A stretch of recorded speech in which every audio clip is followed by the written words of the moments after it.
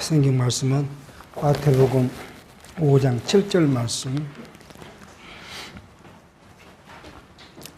긍휼히 여기는 자는 복이 있나니 저희가 긍휼히 여김을 받을 것이며, 마음이 청결한 자는 복이 있나니 저희가 하나님을 볼 것이며, 화평케 하는 자는 복이 있나니 저희가 하나님의 아들이라 이끌음을 받을 것이며, 의를 위하여 핍박받는 자는 복이 있나니 천국이 저희 것입니다.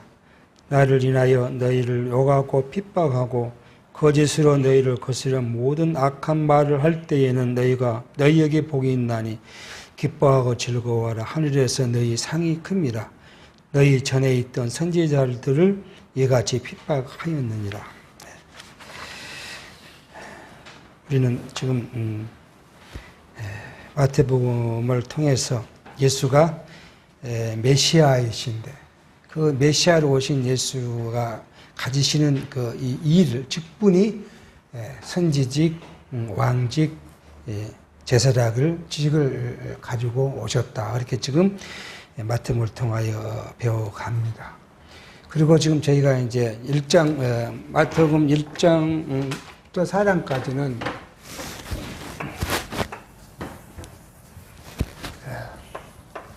마태복음 1장에서 4장까지는 구약의 예언대로 이제 오신, 구약의 예언대로 오셨기 때문에 예수가 그리스도라는 것을 우리가 배우고 있고요. 그 다음에 이제 5장부터 16장까지는 선지직을 가지신 예수를 지금 살펴갑니다. 우리는 이제 계속 성경을 어떤 흐름으로 봐야 되는가 하는 그런 이제 고민이 있어요. 그래서 우리는 마태복음은, 그렇죠. 이제 마태복음은 직임이란 걸 통해서 예수가 그리스도라는 사실을 노래하고요. 그 다음에 마가복음은 하나님의 아들이서 신분이, 이 예수와 그리스도라는 분의 신분이 하나님의 아들이라는 것을 우리가 통해서 지금 예수가 그리스도라는 사실을 알아갑니다. 그러니까 지금 새 직임을 가지고 있는 예수가 누구냐 그러면 누구예요? 하나님의 아들이라는 게 성경에 흐름이 딱 있어요. 앞에는 구약을 들어서 예수를 증거하고 그 구약에 있었던 선지지, 구약이죠.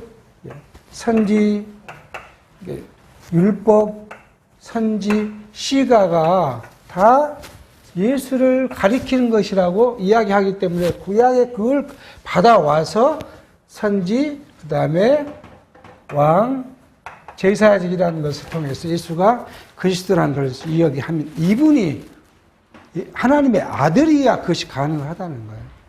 그래서 마가복음에 하나님의 아들이라는 것을 이야기하고요. 누가복음은 이 하나님의 아들이 하는 일이 뭐냐? 그죠? 한 일, 그 사역이죠. 그래서 하나님 나라 사역을 한다는 거예요. 그러니까 하나님의 아들이기 때문에 하나님 나라를 사역하는 것이지, 하나님의 아들이 아니면 아무런 의미가 없는 거예요. 만약 우리가 제사직에서 십자가에 죽으신 예수를 바라보는데 하나님의 아들이기 때문에 그가 십자가에 죽은 것이 우리에게 효능이 있다는 거예요. 십자가에 예수와 같이 죽은 자가 두 사람이 있잖아요. 우측과 좌측의 강도가 죽었지만 또 로마 법 아래서 많은 사람들이 십자가에 죽었지만 그 사람들은 하나님의 아들이 아니기 때문에 우리하고 아무 상관이 없는 죽음이었다는 거죠. 오직 하나님의 아들이신 예수, 그분이 십자가에 죽어서 그 죽음이 오늘 우리를 하나님과 우리 원수된 것을 헐고 구원을 이루는 일을 하셨다. 그러니까 하나님의 아들이라는 것이 굉장히 중요해요. 물론 여기서도 그 이야기를 하죠.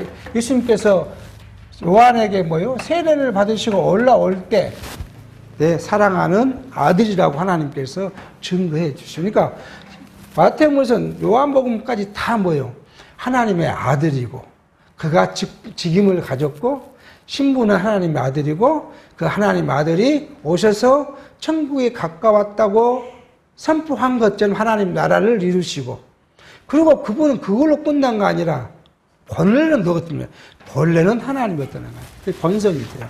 요한복음이 본성을 이야기하는데 본성은 하나님이었다. 그렇게 이야기를 합니다. 그러니까 우리는 여기서 생각해 보는 겁니다. 하나님의 아들. 왜 꼭 하나님의 아들이라, 여기도 하나님의 아들이라고 이야기를 하셨을까 하는 이야기잖아요. 하나님이 오늘 우리를 위해서 어떤 계획을 세웠어요? 아담을 번제케 하고, 그리고 제2의 아담된 예수를 통해서 우리를 구원하실 계획을 세웠는데, 그 하나님이 자기 계획을 이루시기 위해서 이 세상에 와야 돼요. 근데 하나님이, 신이신 하나님 우리에게 오면, 그걸 죽을 수도 없잖아요. 하나님이 신이신데, 뭐 십자가에 죽을 이유가 없잖아요. 근데 죽으시려면 뭐 해야 돼요? 육체를 입고 와야 돼요. 그러니까 육체를 입고 왔는데, 그냥 육체를 입고 온 자로 죽어버리면 아무 의미가 없잖아요. 그러니까 하나님이 누구요? 하나님이 자기 자신을 우리에게 보여주시는데 뭘로요? 육체를 입은 자로 보여줘요. 그러니까 육체를 입은 자로 보여주기 때문에 그 육체를 입은 자를 하나님이 내 아들이라고 그렇게 표현한 겁니다.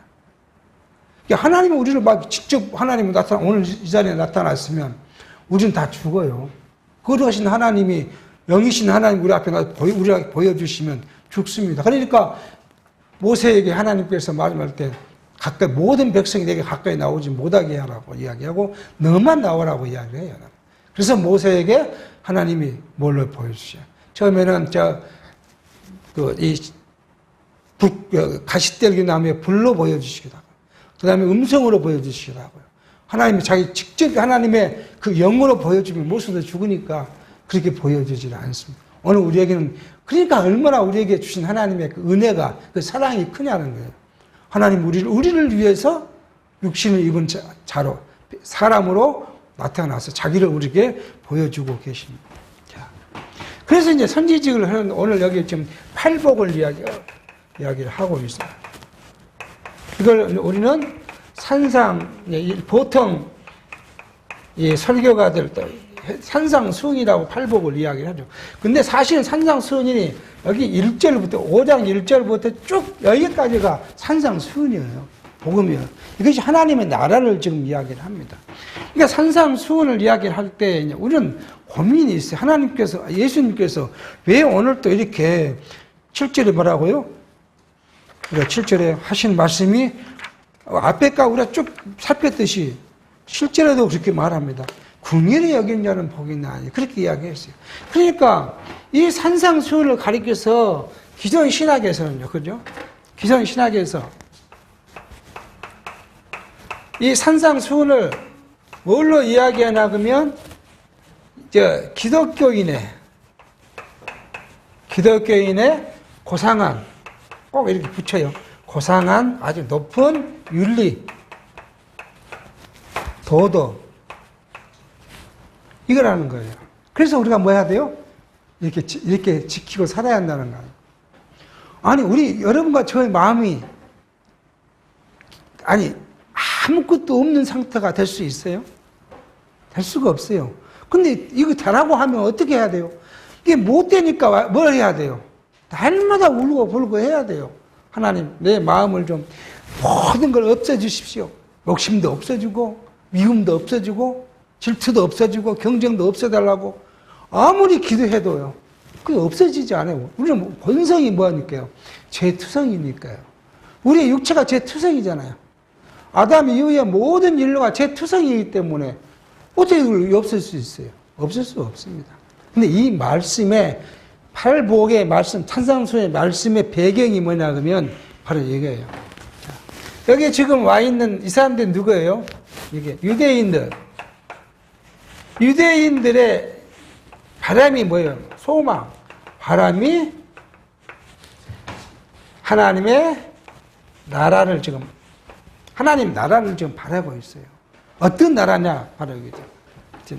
여기 BC 1010년에서 BC 740년, 730년. 다윗이 40년, 솔로몬 40년. 이 80년 기간.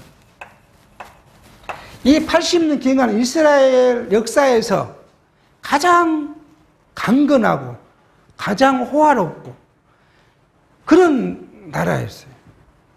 그러니까 이 나라, 그 메시아가 지금 이렇게 온 나라예요. 이 나라를 이루실 메시아가 올 거다. 그게 메시아잖아요.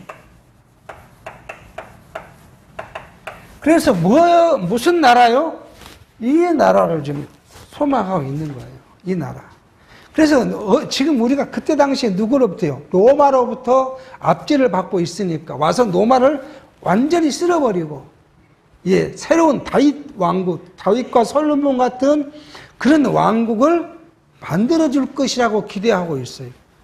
그것이 하나님의 나라라고 생각해요. 이게 뭐예요? 육체적인 거잖아요. 육체적 나라를 이 유대인들은 바라고 있어요. 근데 예수님은 뭔 이야기를 하고 있어요? 육체적인 나라가 아니라 신령한 나라다. 신령한 나라. 이게 뭐예요? 우리가 말하는 것은 천국. 자, 그러니까 지금 여기 대별한 거예요. 너희는 육체의 나라는 아무것도 이룰 수 없는 그런 상태지만 내가 너희에게 성취해서 줄 하나님의 나라는 이 신령한 나라인데 그 나라의 모습이 지금 어떤 거냐 하는 것을 지금 이야기를 하고 있는 거예요.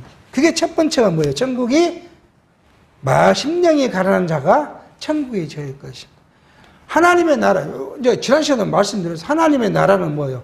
우리의 육체를 다 벗어버리면 우리 영원한 것이 간 하나님의 나라는 뭐가 없어요? 그것은 그리스도에게 붙어 있기 때문에 미움도 없고 시기도 없고 질투도 없고 오히려 육체적으로 설명한다면 연약한 자가 보호를 받고 강한 자가 연약한 자를 보호하고 그런 나라는 거예요. 가장 강한 자가 누구예요? 예수 그리스도께서 가장 연약한 우리 인간을 보호하고 그것이 하나님의 나라예요. 근데 그 나라 백성된 우리는 뭐예요? 아니 서로 시기나 질투할 이유가 없어요. 예수 그리스도 보호 아래에 있기 때문에. 그 나라에는 뭐가 없어요? 사단의 권세가 없으니까 뭐가 없어요? 죄가 없어요. 그러니까 이미 너희가 과거 내가 생각하는 내 육체를 입었을 때를 생각해 보니까 뭐예요? 내가 얼마나 어리석은 자였던가 얼마나 죄 가운데 있었던 사람인가를 생각해 보니까 뭐예요? 애통하는 마음이 있는. 그러니까 뭘 받아요? 하나님께서 우리를 내가 내 독생자 예수를 보내서 죽기까지 한 그 이유가 뭐냐면 너 죄 있는 줄 알고 그래서 내가 너를 위해서 내가 죽었다. 그러니까 그러면 된다. 그 위로예요. 그게. 그런 위로를 받을 것이다. 그래서 시편 기자라고 말하면 시편 30편 1절에 뭐라 하냐면 허물의 사함을 얻고 그 죄의 가림을 받은 자는 복이 있도다. 그렇게 이야기해요. 그리스도의 의로 허물을 다 덮임을 받았기 때문에 이제 아무렇지 않는 그 상태. 그래서 우리가 그 복된 자고 하나님의 위로가 있다는 거예요. 그 다음에 뭐라고요? 그 나라는 온유한 자들이라는 거예요. 온유한 자가 복이 있나니 천국을 받을 것이라. 마태복음 10장 29절에 그러면 나는 마음이 온유하고 겸손하니 나의 명예를 메고 내게 배우라. 그러면 내 마음이 쉼을 얻으리니 이는 내 명예는 쉽고 내 짐은 가벼웁니다. 우리의 무거운 짐, 그게 육체적인 짐도 있을 수 있고 우리 영적 무거운 짐도 있을 수 있고 율법 아래 있는 우리 무거운 짐을 예수께 가면 예수의 짐은 뭐예요?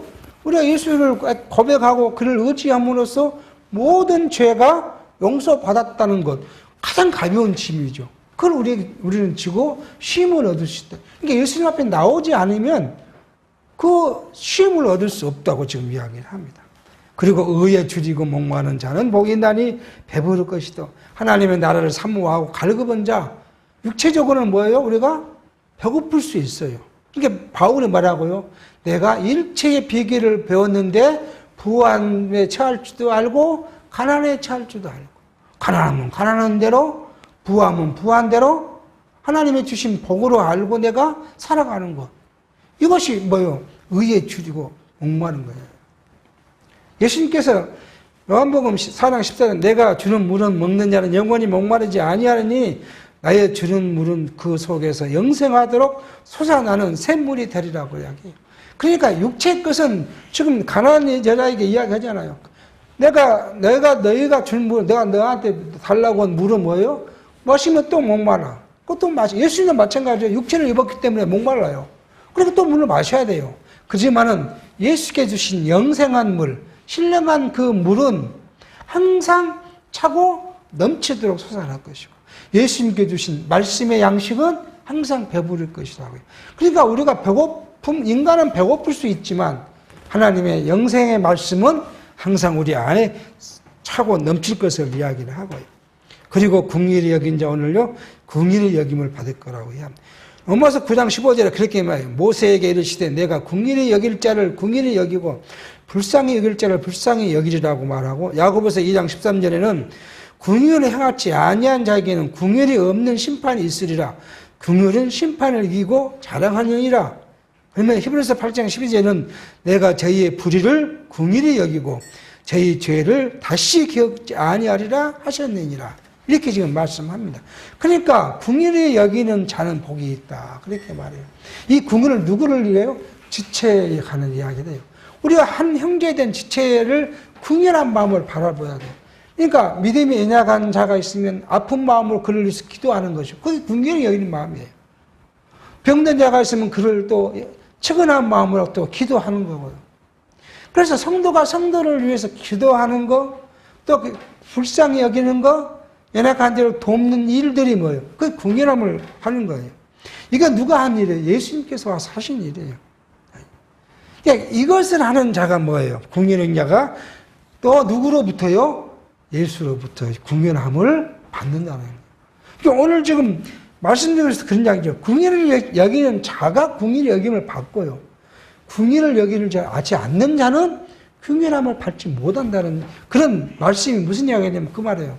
내가 하나님과 나 관계, 예수님과 나 관계에서 하나님의 은혜로 내가 긍휼함을 받아서 내 죄 용서를 받았다고 느끼고 생각하고 감사하는 자가 그 긍휼을 갖고 뭐예요? 지체를 긍휼함을 본다는 거예요. 예수님께 비유로 이런 말씀하세요. 100데나리온을 빚진 자가 주인에게 나왔어요. 갚을 능력이 없어요. 그러니까 주인이 100데나리온을 탕감해 줬어요. 100데나리온 지금 같으면 지금 돈으로 하면 한 10년치 우리 임금이랑 똑같아요. 아주 큰 돈입니다. 근데 그 사람이 자기 친구가 뭐냐면 한 데나리온을 빚진 자가 있어요. 그러니까 이 사람이 뭐예요? 한 데나리온 갖고 있는 사람한테 빚 갚으라고 안 갚으니까 이 사람을 옥에 가다 버렸어요. 그러니까 그 말을 들은 주인이 그 100데나리온 갚은 데를 탕감해 준 자를 오라 해가지고 나는 너를 100데나리온 탕감했는데 100분의 1밖에 안 된 한 데를 탕감 못해서 옥에 가둬야 이 악한 놈 마음에서 다시 그를 어쨌든 감옥에 넣었다고 그래요. 형제와 형제 간에. 또 이걸 예수님은 베드로 관계에서 그 말을 해요. 우리가 예수님이 하나님, 내가 형제를 용서하라니까 베드로가 딱 나섭니다. 뭐라고요? 이런, 7번 정도 우리가 용서해 주면 됩니까? 이것도 큰 거예요. 같은 죄를 7번 용서한다고 보십시오. 그 작은 했습니까? 예수님이 그걸 안 된다. 이런 모식 7번이라도 공세해라. 그럼 얼마예요? 같은 죄를 490번을 용서하는 거 아니겠어요? 이게 불가능한 일이에요. 이게 불가능한 일인데 누가 가능해요? 예수 그리스도. 너희는 나한테 죄를 날마다 그렇게 졌다. 근데 나는 너희가 날마다 진 죄를 나는 날마다 너를 용서해 줬다. 그것이 뭐예요? 그것을 사함을 받은 것을 알고 감사하는 자가 누구예요? 내 지체를 사랑하고 용서할 수 있고 관용할 수 있다는 말씀으로 지금 우리가 받을 수가 있습니다. 그리고 이제 다음 절에 뭐라고요? 마음이 청결한 자가 복이 있나니 저희가 하나님을 볼 것이라고. 그러니까 마음이 청결하다는 것이 무엇을 이야기할까요? 성경은 여러 가지 성경 강론집에서는 여러 이야기를 하고 있습니다. 그런데 우리는 이 마음이 청결하는 건 이건 뭐 두 마음을 품지 않는 거거든요. 하고 한마디로 설명할 수 있어요. 마음이 청결하고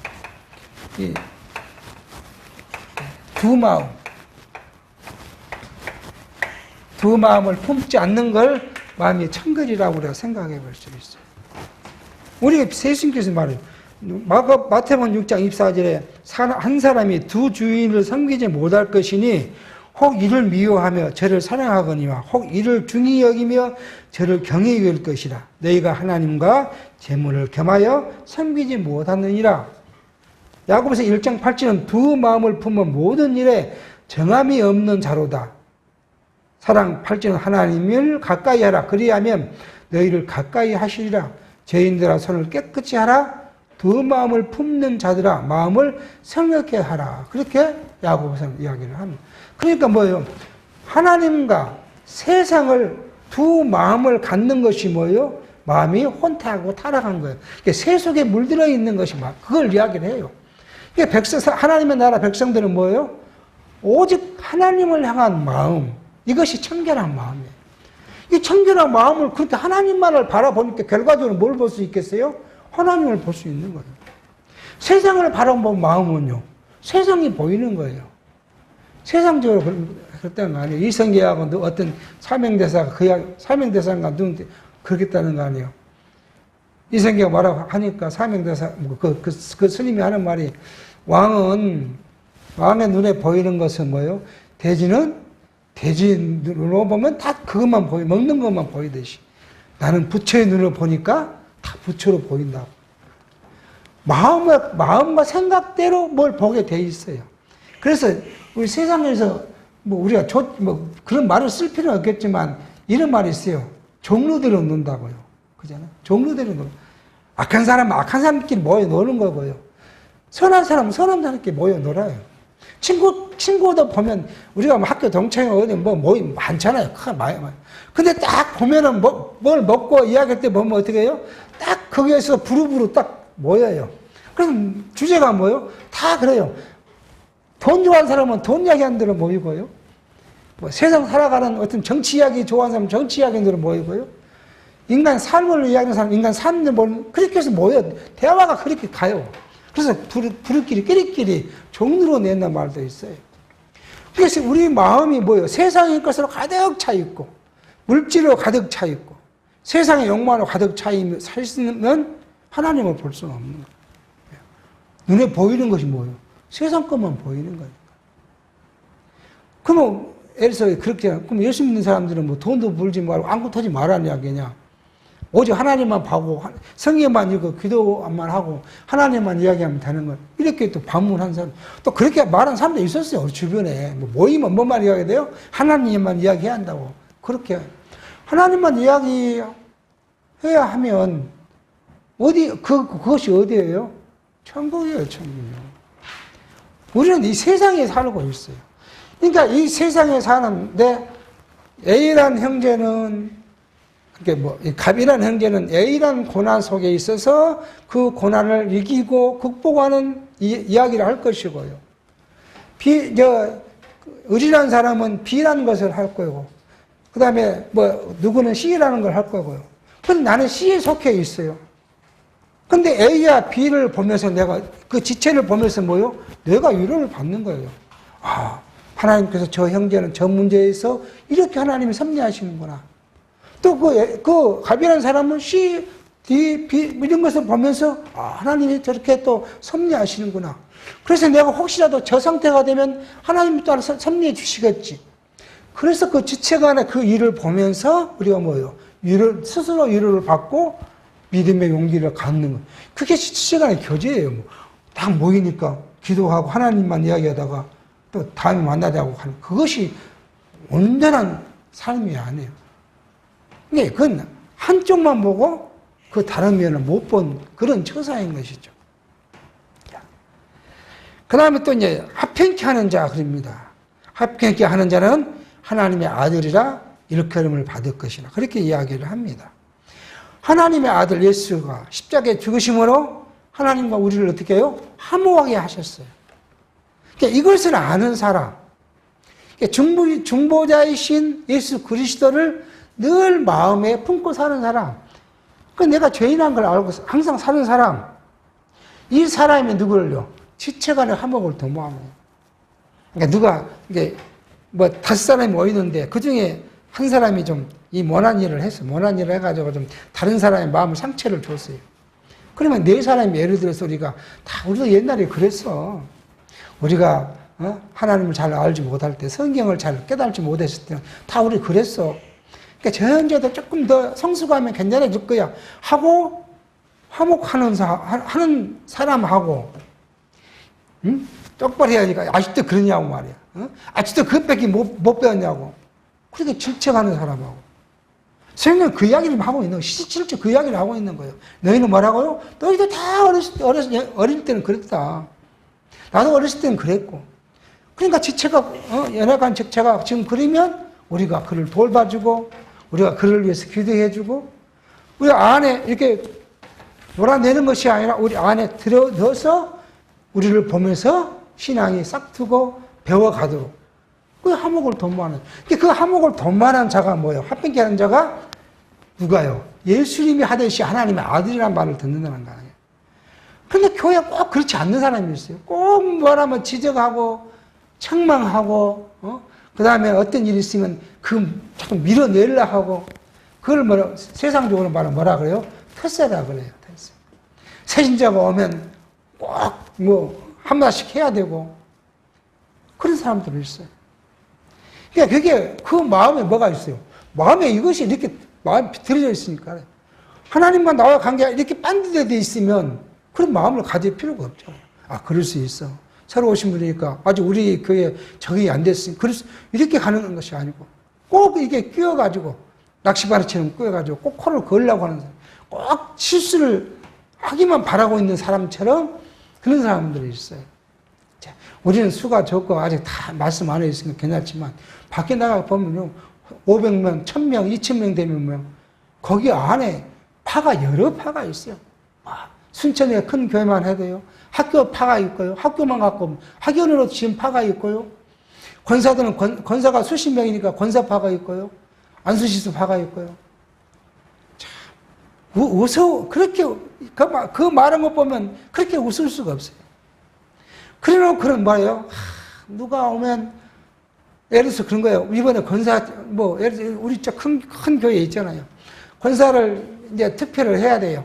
그러니까 이렇게 말하면 좀 그렇지만 순천 요거파는 순천 요거 출신을 시켜야겠다. 순천 매상고파는 또 순천 매상고를 시켜야겠다. 그렇게 자기들끼리 모여갖고 이번엔 누구를 밀자. 이게 교회 모습이 아니에요. 하나님 나라는 좀 그게 아니라는 거예요. 모든 삶을 어울려서 그리스도 안에 하나님 안에 품는 것이 화평을 도모하는 자고 이것을 위해서 예수가 오셨기 때문에 이 화평을 도모한 자가 하나님의 아들이라는 말을 듣는다. 그렇게 지금 성경은 이야기합니다. 그래서 성경을 로마서 뭐라고요? 하나님의 나라는 그렇게 딱 지칭해 놓고 먹는 것과 마시는 것이 아니요 오직 성령 안에서 의와 평강과 희락이라고 로마서 14장 10절에 그렇게 이야기합니다. 하나님의 교회가 하나님의 모형, 교회는 뭐예요? 오직 예수 그리스도의 의만 이야기하고 그것만 말하고요. 예수 그리스도 안에 거하니까 의 안에 거하니까 뭐예요? 평강이 있고요. 너도 죄 지었는데 하나님이 예수 그리스도를 통해서 용서를 받았고 나도 오늘 죄를 지었는데 용서를 받았고 다 하나님의 용서를 받은 자니까 감사하다. 그러니까 뭐가 있어 그 안에요? 기쁨이 있는 거예요. 그래서 희락이 있는 거예요. 그렇게 이야기를 한 거예요. 로마서 5장 1절에 그렇게 말해요. 그러므로 우리가 믿음으로 의롭다 하심을 얻었은즉 우리 주 예수 그리스도를 말미암아 하나님과 더불어 화평을 누리자. 여러분과 저는 하나님과 늘 화평을 누린 자가 돼야 돼요. 하나님과 나와 관계, 우리의 관계에 화평을 누리지 못하고 늘 불안하고 불안이 엄습했다는 건 뭐예요? 하나님의 용서를 우리가 믿지 못하고 있다는 거예요. 그러니까 율법을 이야기하면서 죄를 이야기하는 거 얼마나 예수와 상반된 이야기를 하고 있다는 것을 우리는 이거 알 수가 있어요. 우리는 이미 예수로부터 근다고 죄를 짓자는 말이 아니에요. 죄를, 다 예수님 용서했으니까 죄 진짜 그 말은 아니에요. 내가 실수로 죄를 졌고, 혹시 내가 고의로 졌더라도 예수님 말한 대로 성령을 해방하는 죄 말고는 내가 육체적 죄를 지었으면 용서를 다 받았잖아요. 받았어. 그러니까 내가 하나님과 나와 관계가 화목이 됐으니까 내가 화목된 자로 살아가. 내가 자주 이야기하지만 여러분 자녀가 실수를 했어요. 혹시 이제 부모님 호주머니에서 돈을 훔쳐갔어요. 그래서 썼어요. 부모는 알아요. 알죠? 그걸 모르겠어요. 근데 뭐 10만 원짜리가 10개 있으니까 한 장 빼가, 지금 어린애가 머리카락 하고 이제 만원 다 빼봐 썼는데 딱 보니까 10만 원 넣어놨는데 9만 원이니까 만 원 빼간 줄 알잖아요. 그래도 뭐요? 부모는 어떻게 해요? 버릇을 고치라고 뭐라고는 하지만 이미 마음에 용서가 돼 있잖아. 그러니까 아들이, 아버지, 내가 이제 유도신문 하잖아요. 여러분 다 해봤잖아요. 내 호주머니에 만 원이 없더라. 그 말하더니 아들이 뭐라고요? 저거 가지고 가서 그러면 모두가 된다네요. 그런데 혹시 이 아들이 뭘 생각을 해요? 나를 때리면 어쩔까? 모르겠습니다. 그러면 어떻게 해야 돼? 그때부터 이제. 닥달하기 시작하잖아요. 사실 닥달하는 안 하나 마찬가지인데 닥달하기 시작해요. 지금 그것을 가르쳐요. 여러분 죄 지었죠. 하나님 앞에 그렇게 살면 안 됩니다 하고 그렇게 가르치는 거예요, 지금요. 우리는요, 이미 다 용서를 받아요. 아버지께서 다 용서했기에 우리는 그냥 언제든지 시때때로 뭐요? 하나님 우리가 뭐라고 불러요? 하나님 아버지. 하고 우리는 부르면서 나아가는 거예요. 그게 예수님께서 탕자의 비유로 그것을 가르쳐 주시고 있는. 그리고 마지막 뭐예요? 의를 위하여 핍박문 받는 자가 복이 있나니 뭐라고요? 천국이 저희 것입니다. 그렇게 지금 이야기합니다. 의를 위하여 하나님의 나라와 그의 예수 그리스도를 위하여 핍박을 받는 자, 이 자가 복이 있나니 뭐라고요? 천국이 저희 것입니다. 예수님의 제자들이 그랬습니다. 예수님이 그렇고 예수님의 제자들이 그랬어요. 예수님이 얼마나 많은 핍박을 받았습니까? 3년 반 동안 공생했던 예수님을 죽이려는 바리새인과 서기관들을 피해 다니기를 수없이 했다는 생명의 위협을 느꼈습니다. 제자들이 그랬고요. 사도 바울이 그랬어요. 근데 사도 바울은 참을 생각, 인생 안에서 가장 불행한 자예요. 그는 가장 인간적으로 가장 행복해야 될 사람이었는데 누구를 만난 뒤에요? 예수를 만난 뒤에 가장 불행한 자였어요. 근데 그는 사도 바울은 내가 불행한 자가 아니라 가장 행복한 자라고 해요. 왜? 하나님을 위해서. 이방의 사도를 내가 부름을 받았는데 그걸 위해서 내가 얼마나 고생했느냐? 내가 고생을 하면 자랑거리가 많다. 내가 40에 하나를 감하는 매를 몇 번을 말하고 40에 하나를 감한 매를 그것은 그 태형이라 그래요. 그 태형은 곧 사망이나 똑같아요. 그런 매를 몇 번이나 말하고 강도의 위험과 또 동족이 자기를 죽이려는 위험과 불의 파산과 이런 일을 수없이 겪었는데 나는 이거 자랑할 것이 없다. 오히려 기뻐하고 즐거워한다. 감사할 일이다. 그렇게 사도 바울은 이야기를 해요. 이것이 왜냐하면 하나님이 내게 주신 은사가 그것이 하나님의 은혜이기에 사도는 이걸 그렇게 고백합니다. 디모데전서 1장 8절에 그렇게 말해요. 그러므로 너희가 우리 중에 증거와 또는 주를 위하여 갇힌 자 된 나를 부끄러워 말고 오직 하나님의 능력을 쫓아 복음과 함께 고난을 받으라. 그렇게 말합니다. 그러니까 예수 그리스도의 복음을 부끄러워하지 말라는 거예요. 부끄러우지 않으면 뭐 우리가 뭐요? 그 복음을 뜻뜻이 이야기할 수 있어야 돼요. 그러니까 이렇게 말하면 기존 교회에서 뭐라고요? 우리 여러분들은 어디 끝까지요? 땅 끝까지 복음이 증이 돼야 됩니다. 그러니까 어떻게 해야 돼요? 온 천하 만국에 가서 사람들을 제자를 삼아 복음을 전해야 합니다. 그래서 이제 만용이 나온 거 아니에요, 만용이. 그래서 이제 지하철에 가갖고 예수 천국 뭐 이렇게 하고 악을 쓰고 다니는 거예요. 어떤 시장통에 갔더니 뭐 그는 사이비 종교가 그렇지만은 십자가를 짊어지고 막 피투성이 해가지고 예수 믿으라고 하고 다니고 이게 만용이에요. 이 말이 아니에요. 예수님께서는 하나님께서는 A라는 사람을 전도하려면 전도의 환경을 만들어 놓고 꼭 전도자를 붙여서 전도하게 돼 있어요. 그 사람이 예수님 자기가 믿겠다는 거 아니라 그렇게 환경을 만들어 그 택한 자가 올 수밖에 없게 돼 있어요. 그렇게 왜요? 하나님의 택한 백성이 하나님을 믿고 천국을 가야 되는데 하나님을 그냥 믿지 못하게 버려놓을지 절대 그러지 않을 일이 없어요.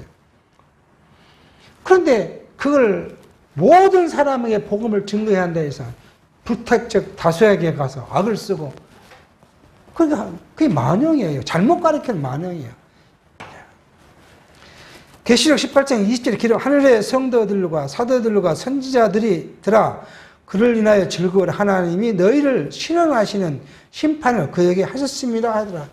우리가 그리스도를 통해서 고난을 받으면 하나님이 우리를 신원하셔요. 근데 이 말씀이 우리는 생각해 보면요. 꼭 영원한 신원, 영원한 징계, 심판만이 아니라는 사실을 우리는 경험할 수 있어요. 이 세상 살아갈 때 보면 꼭 하나님을 배반하고 믿는 자들을 악으로 행하던 자들이 말년에 보면 희생하게 고난을 받고 그런 경우를 우리가 많이 볼 수가 있어요. 그러니까 하나님이 그래서 우리가 그런 사람들을 보면서 나를 괴롭히는 자를 우리가 그냥 예수님 말씀대로 그를 위하여 복을 빌고 기도하는 것이 우리의 삶이 되어야 될 필요가 있어요. 내가 갚는 것이 아니라 하나님이 갚아주시기 때문에. 궁극적인 것은 하나님을 모르고 우리를 핍박하는 자들을 영원 사망 안에 넣겠지만 이 세상에서도 처음엔 잘된 것 같이 보이죠. 잘된 것. 그러나 결론적으로 보면은 다 징계를 받는 모습을 우리가 찾아볼 수 있어요. 그러므로 우리가 주를 위해서 이제 11절에 그런데 11절은 이제 10절을 더 구체적으로 이야기한 거예요. 나를 인하여 너희를 욕하고 핍박하고 거짓으로 너희를 거스려 모든 악한 말을 할 때는 너희에게 복이 있나니 기뻐하고 즐거워하라. 하늘에서 너희 상이 큽니다. 너희 전에 있던 선지자들이 이같이 핍박받았느니라. 그렇게 해서 예수님께서 오늘 우리에게 8가지 복을 이야기하는데 이 복은 다 뭐예요? 신령한 하나님의 나라 천국의 특징이에요. 천국의 특징. 그죠? 이것이 뭐예요? 천국의 특징이에요. 그러니까 이 천국의 특징이라는 건 뭐예요? 우리가 천국의 백성이잖아요. 성도는 천국 백성이에요. 이게 천국 백성의 삶의 모습이죠. 그러니까 또 이렇게 말하면 육체로 어떻게 살 것인가 이것을 이야기하는데 이게 아닙니다. 육체로 우리가 뭘 살아난 것이 아니에요. 예수님께서 천국에서 이렇게 이루어 주실 거예요. 천국에서 이루어 주실 거. 이걸로 끝내버리면 사실은 좀 문제가 있어요. 예수님이 천국에서 성취하시리라 이렇게 끝내버리면 조금은 문제가 있어요. 그러니까 다시 말하면 이 말입니다. 예수님께서 천국에서 천국을 이렇게 이루실 거예요. 누가요? 예수께서. 근데 우리는 여기에 살아요. 여기에 살아요. 이건 우리가 지금 이렇게 살아가고 있잖아요. 근데 성령이 오셔서 우리를 지배하시면, 그죠? 성령께서. 또는 하나님의 통치가 우리 육체 속에 살아가는데 이것이 오시면 이 천국이 어디로 이렇게 내려와요? 이렇게 내려와요. 그래서 우리 마음에 이만큼 천국을 이루어요. 그게 오늘 예배하는 것도 마찬가지. 예배할 때 우리가 세상 걱정 잊어버리고 하나님의 말씀을 생각하고 이렇게 하는 것이 뭐예요? 우리 마음 평강을 얻는 천국을 이루고 이런 삶이에요. 그러니까 이제 이것을 오늘 이루다가 세상으로 우리가 가잖아요. 예배 끝나고 세상 갔어요. 세상에 살아가는데 이것을 생각하는 거예요, 이걸. 이 세상에 살면서 이걸 생각하면 우리의 육체가 세상으로 욕망이 막 가던 것이 조금씩 줄어들 수 있어요. 이게 무엇을, 이걸 이루어 가는 거예요. 근데 육체가 완전히 우리가 없어질 때까지는 아직 그래도 이걸 그대로 남아있어요. 그러나 그 속에 우리가 조금씩 천국을 이해가 맛보면서 살아요. 그러니까 우리의 육체의 삶은, 우리의 육체는 고달픈 그런 삶이지만 이 삶을 기억하고 이 삶에 본 것이 어디야? 여기 있잖아요. 이걸 바라보면서, 우리 육체가 이걸 바라보면서 살아가는 것. 이것이 지금 오늘 이야기하는, 육체가 이걸 딱 잊어버리고 모든 것을 이걸 하라는 것이 아니에요. 그래서 예수님께서 이루실 거라는 거예요.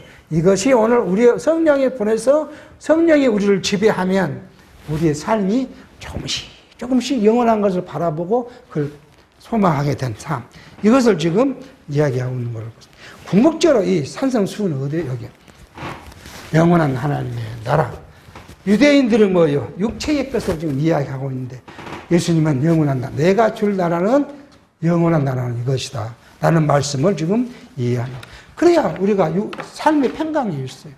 만약에 육체로 이 나라를 이루어야 한다 그러면 세상에 살아가는 사람들 육체로 이것을 이룰 만한 사람은 아무도 없어요.